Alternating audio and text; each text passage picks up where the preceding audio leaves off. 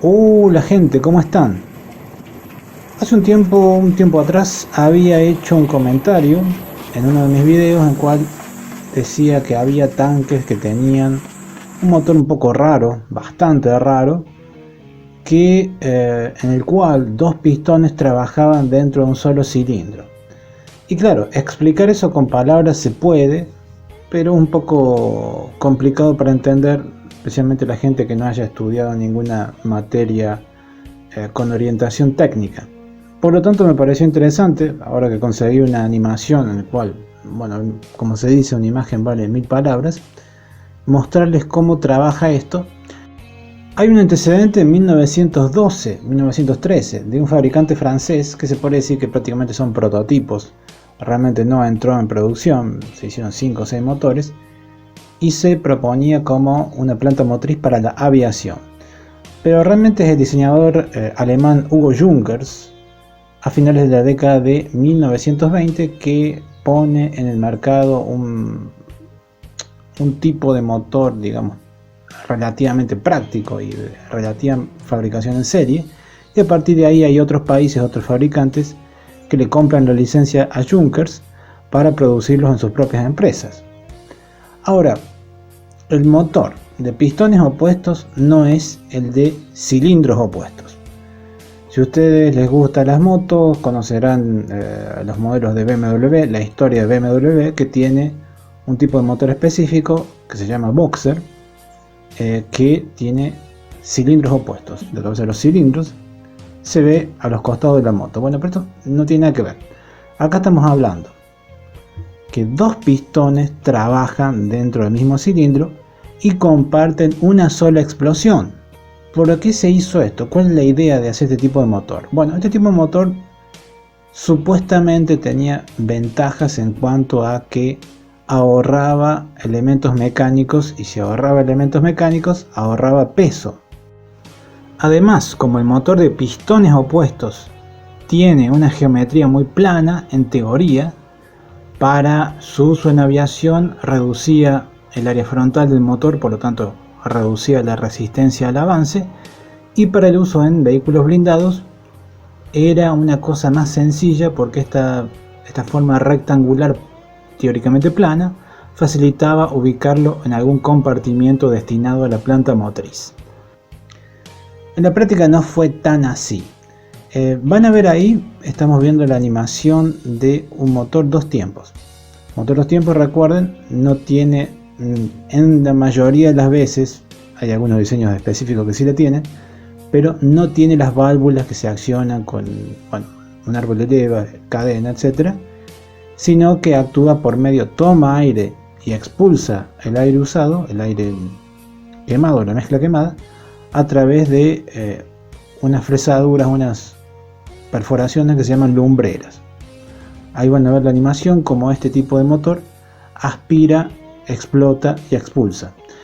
Para favorecer la expulsión en estos motores dos tiempos, que son siempre un poco vagos, entre comillas, para expulsar los gases usados, siempre se utiliza, por lo menos en el diseño Junkers, en el sistema Junkers, un soplador, que no es un turbo, sino es un compresorcito movido por una cadenita del motor, una correa, que siempre está soplando aire.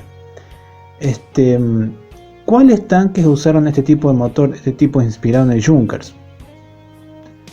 Tenemos el Chieftain, que es un tanque de la década del 60 y que prácticamente ya no quedan, bueno, creo que en Oman, Irán, que Irán compró mucho antes de la revolución islámica, imagínense, eso fue hace más de 44 años atrás, y supuestamente todavía tiene algunos en uso. Es posible que le hayan cambiado el motor.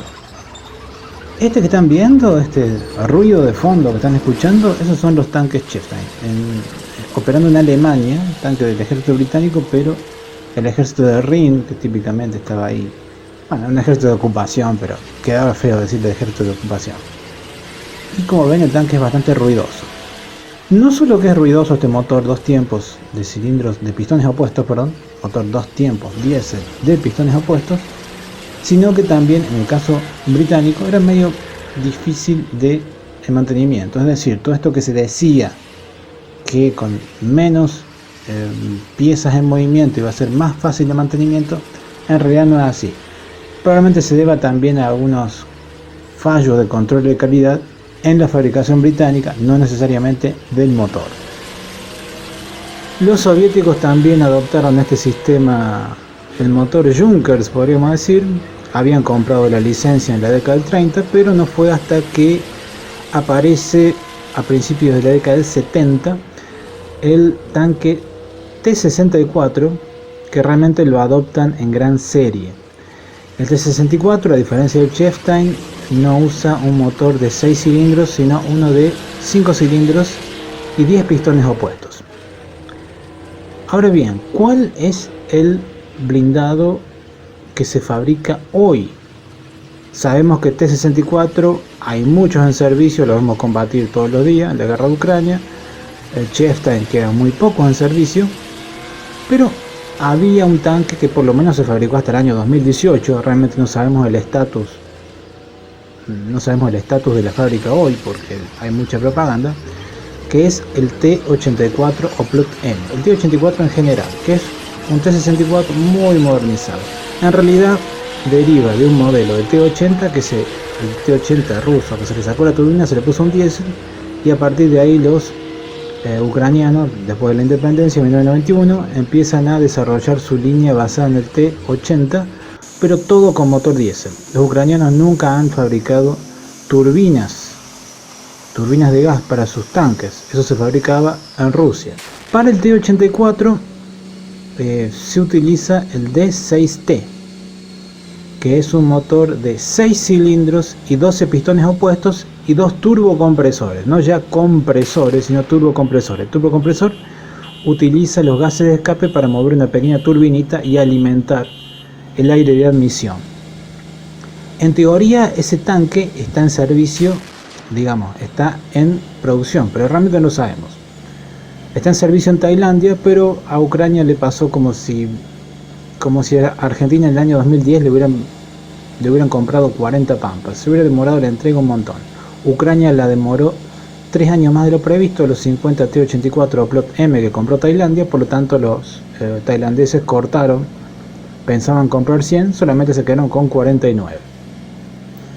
También el motor de diésel 2 tiempos D6T ucraniano se proponía para el tanque turco Altai, que es un proyecto que viene ya bastante retrasado del año 2011, que originalmente llevaba un motor MTU V12 como los del Leopard 2, pero lo cambiaron los turcos, buscaron otra planta motriz para evitar que en caso de ventas al exterior Alemania pudiera bloquearle la venta a algún país sospechoso o de dudosa calidad, podríamos decir.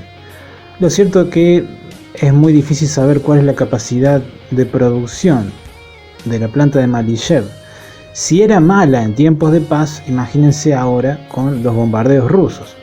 Por lo tanto, los tanques en servicio con motor de pistones opuestos, diésel y 2 tiempos quedan reducidos a esos que acabo de nombrar. El Chieftain quedan muy poquitos, el T-64 quedan bastantes, no se fabrica más desde la década del 80, pero quedan muchos, y el T-84, que si sumamos los que hay en Tailandia y los que hay en Ucrania, probablemente no lleguen a 60, debe estar entre 57 y 60 ejemplares. Y ahí se acaba la historia. Eso es todo por ahora, me despido, hasta luego.